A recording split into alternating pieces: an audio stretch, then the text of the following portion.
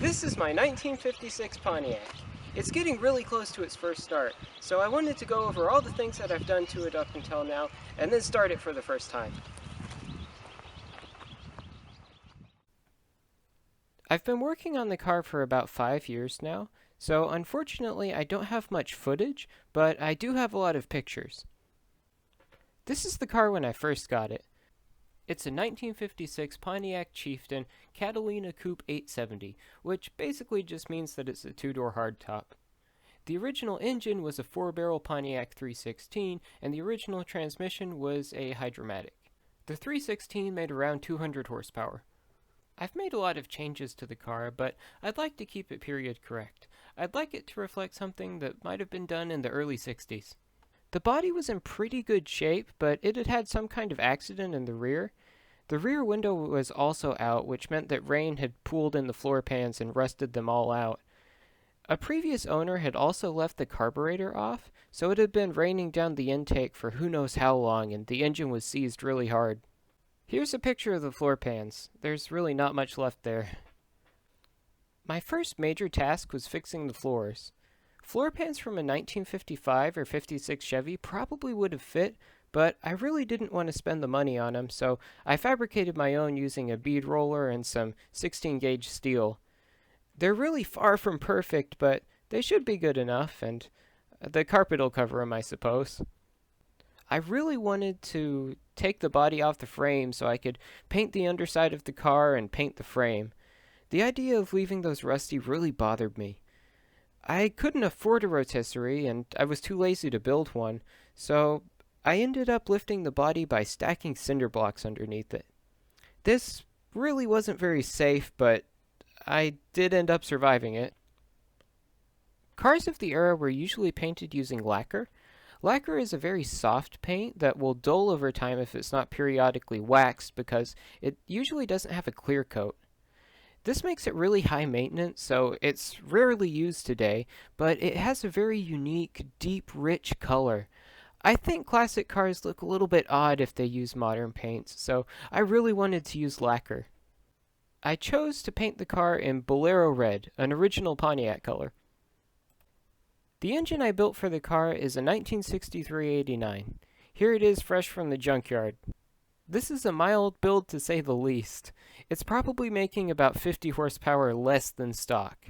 I'm using the original 1956 heads and 1956 intake, which are a bit more restrictive than the 1960 ones. I'm also using the factory cam. From the factory, this engine made about 350 horsepower, so with all my downgrades, I imagine it's making around 300 now. Here are the predictions of the dyno simulator software I use. The carburetor that I'm using is a Holley 4150. It has vacuum secondaries and a manual choke. The rear end that was original to the car was introduced in 1948, and 1956 was the last year that Pontiac used it. This rear end had a reputation for breaking even in original cars, so I really needed to find a new rear end. My dad has a pickup bed trailer that was made from a 1959 Ford. It used to have a Ford 9-inch, but I scavenged it and replaced it with the Pontiac one. It's only 28 spline, but that should be fine. I installed a track lock from a Mustang, and the gear ratio is 3.7 to 1. I really wanted to have a manual transmission, but unfortunately only about 10% of Pontiacs were manuals. This means that manual transmission parts for Pontiacs, like bell housings and linkages and such, are pretty much impossible to find. However, GMC trucks did use Pontiac engines from 1955 to 1959, and they're a great source of parts. The bell housing I got is from a GMC truck. I don't remember what year. The flywheel is an aluminum racing flywheel.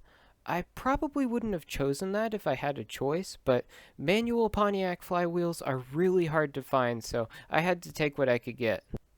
The transmission I put in the car is a Muncie M20. It's mostly aluminum, so it only weighs 70 pounds. The original Hydromatic transmission weighed about 325 pounds, so I'm saving about 250 pounds of weight. This brings the overall weight of the car down to a little under 3,000 pounds. I'm still using drum brakes all the way around. I'm not sure if I'll regret this later, but I'd really like to stick with drums to keep it period correct. And that's pretty much everything I've done up until now. Let's get it started.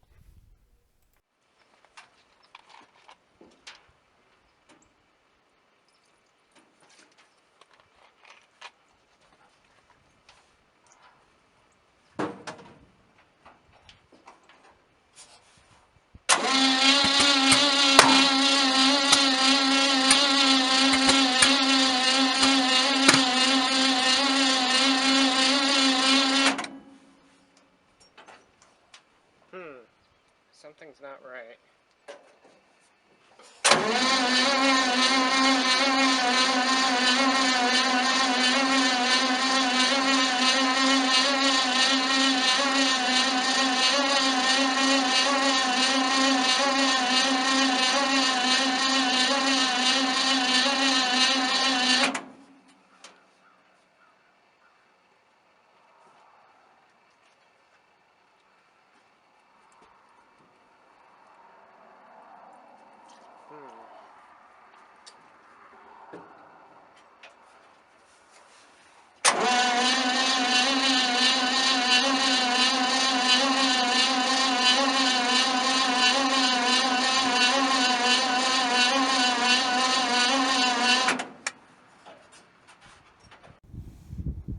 A lot of time has passed since I first tried starting this, but I think I finally diagnosed the problem.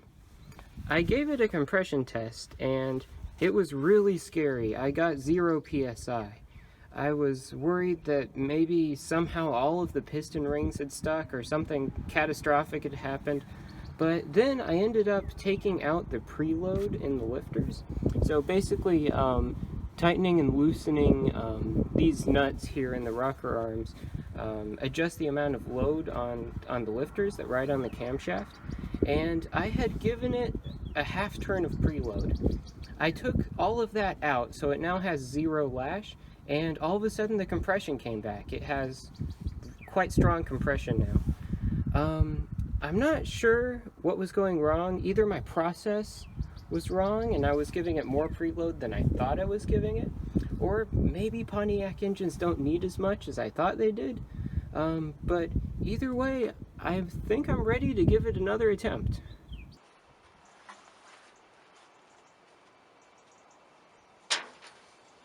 Alright. Here goes nothing, I suppose.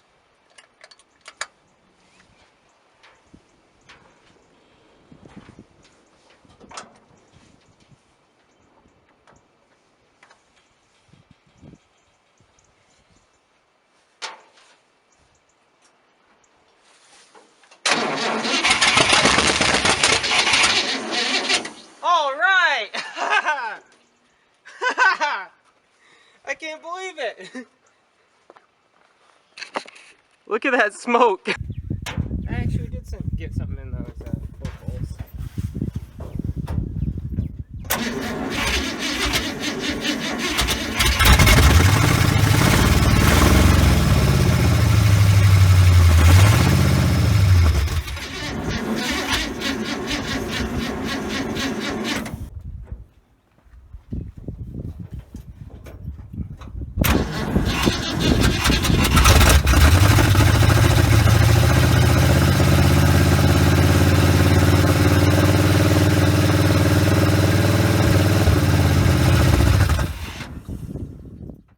Thank you for watching!